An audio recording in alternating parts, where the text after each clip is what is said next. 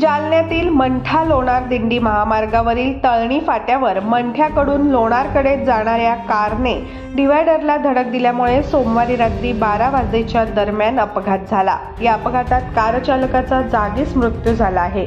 रोहन राजू सोसे राहणार लोणार जिल्हा बुलढाणा यांचा घटनास्थळीच मृत्यू झाला, तर रघुवीर रामा पवार आणि शुभम मनोहर शेटे हे दोघेही जखमी आहेत। मंठा लोणार या दिंडी महामार्गावर भरधाव वेगाने जाणारी कार क्रमांक MH20 CS 9261 ही तळणी फाट्यावरील डिव्हायडरला जोरदार धडकली। या धडकेत कारमधील चालक रोहन राजू सोसे यांचा घटनास्थळी मृत्यू झाला, तर रघुवीर रामा पवार व शुभम शेटे हे जखमी आहेत। हा अपघात सोमवारी रात्री 12 वाजेच्या दरम्यान घडला आहे। दरम्यान या अपघाताची माहिती मिळताच मंठा पोलीस उपनिरीक्षक बलभीम राऊत, जमादार रखमाजी मुंडे, कॉन्स्टेबल मनोज काळे, ब्रह्मानंद जायभाये, पांडुरंग हगवणे व मनोज काळे यांनी घटनास्थळी धाव घेऊन नातेवाईकांच्या संपर्क साधून जखमींना अधिक उपचारासाठी लोणारला हलवलं।